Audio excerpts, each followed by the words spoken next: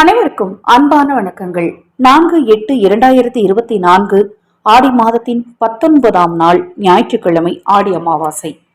இந்த நாள்ல நம்ம எல்லாருக்கும் நன்றாக தெரியும், முன்னோர் சாபம் நீங்கணும், குலதெய்வ சாபம் நீங்கணும், குலதெய்வத்தின் அருள் கிடைக்கணும், கடன் தீரணும், கர்ம வினை தீரணும், அப்படின்னா பித்ருதோஷம் நீங்கணும். முக்கியமா பித்ருதோஷம் நீங்கணும். இதெல்லாம் நடக்கணும் அப்படின்னா கண்டிப்பா பசுவிற்கும் காகத்திற்கும் தானம் கொடுக்கணும், முறையாக தர்ப்பணம் திதி கொடுக்கணும், ஆதரவற்றவர்களுக்கு உணவளிக்கணும். இப்ப இது எல்லாமே ஓரளவுக்கு நிறைய பேருக்கு கரெக்டா தெரிஞ்சிருக்கு. ஆடி அமாவாசைன்னு வந்துருச்சுன்னா என்ன செய்யறாங்களோ இல்லையோ, நம்ம தெரிஞ்சோ தெரியாமலோ செஞ்சு பாவம்லாம் நீங்கணும், இதெல்லாம் செஞ்சிடணும் அப்படின்னு சொல்லி கரெக்டா செய்ய தெரியுது எல்லாருக்குமே. முன்னாடி எல்லாம் தெரியாது, யாராவது சொல்லுவாங்க, சொல்ல அப்படி ஃபாலோ பண்ணாங்க. இப்ப அப்படி இல்லை, நிறைய யூடியூப் சேனல்ஸ் இருக்கு, அது மாதிரி டிவியில நிறைய விஷயங்களை இதை பத்தி பேசுறாங்க, சொல்றாங்க. அதனால எளிதாக எல்லாருக்குமே இந்த விஷயம் தெரிஞ்சிருக்கு.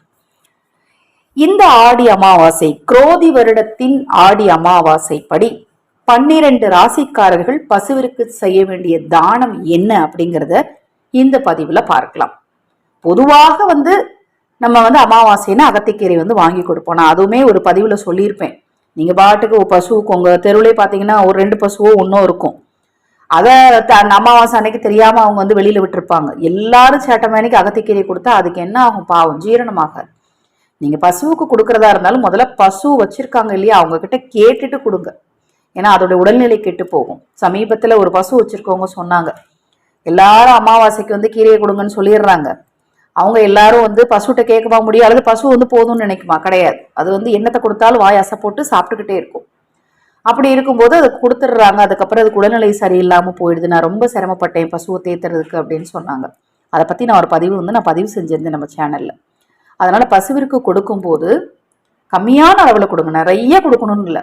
அன்னைக்கு சாஸ்திரப்படி ஒரு கம்மியான அளவில் கொடுத்துட்டு நீங்கள் பசுவிற்கு தானம் செய்யணும்னு நினச்சிங்கன்னா அவங்க கிட்ட போய் பேசி அடுத்து வரக்கூடிய நாட்களில் இதெல்லாம் கொடுங்கன்னு சொல்லி உங்களால் முடிந்த தொகையை கொடுத்துட்டு வாங்க.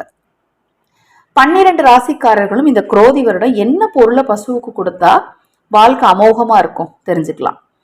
மேஷ ராசி அகத்திக்கீரையை கொடுக்கணும், ரிஷப ராசி வெல்லம் வாங்கி கொடுக்கணும், மிதுன ராசி பச்சரிசி வாங்கி கொடுக்கணும், கடக ராசி செவ்வாழை பழம் வாங்கி கொடுக்கணும், சிம்ம ராசி மஞ்சள் நிறத்தாலான பழங்கள் மஞ்சள் பூசணி வாங்கி கொடுக்கணும், கன்னி ராசிக்காரர்கள் பாசி பருப்பையும் வெல்லத்தையும் சேர்த்து வச்சு கொடுக்கணும், துலாம் ராசிக்காரர்கள் அகத்திக்கீரையை கொடுக்கணும், விருச்சிக ராசிக்காரர்கள் கோதுமையால் செய்யப்பட்டது, அதாவது கோதுமை தவிடு வாங்கி கொடுங்க. கோதுமையால் செய்யப்பட்டதுன்னா சப்பாத்தி கோதுமை இப்படிதான் கொடுக்கணும்ல, கோதுமை தவிடு கூட போய் நீங்க வாங்கி கொடுக்கலாம்.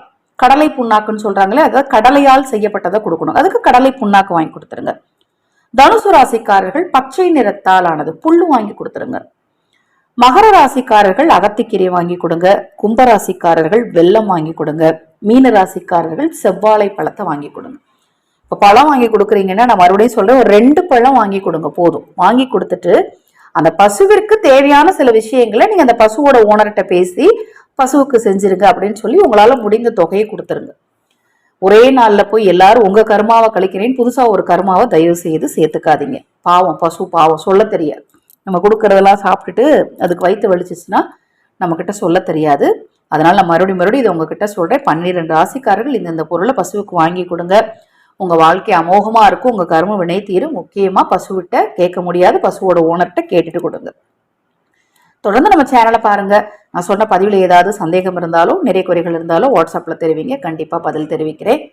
மறுபடியும் சொல்றேன், ஆடி அமாவாசை அன்று கர்ம வினை தீரணும் அப்படின்னா பசு, காகம், ஆதரவற்றவர்கள், அதை போல கடல்ல உள்ள உயிரினங்கள், மீன்களுக்கு உணவளிப்பது, ஊனமுற்றவர்களுக்கு உணவளிப்பது, காகத்திற்கு உணவளிப்பதெல்லாம் ரொம்ப விசேஷம். நீங்கள் ஆதரவற்றவர்களுக்கு உணவளிக்க விரும்பினால் 9344692040 இந்த வாட்ஸ்அப் எண்ணுக்கு தொடர்பு கொள்ளுங்க. ஒரே ஒரு நபருக்கு மட்டுமாவது உணவளிக்க முன்வாருங்கள். தொடர்ந்து நம்ம சேனலை பாருங்க. பெரியவாவின் அருளாலும் உங்கள் முன்னோர்களின் அருளாலும் உங்களுக்கும் உங்கள் குடும்பத்தாருக்கும் நல்லதே நடக்கட்டும்.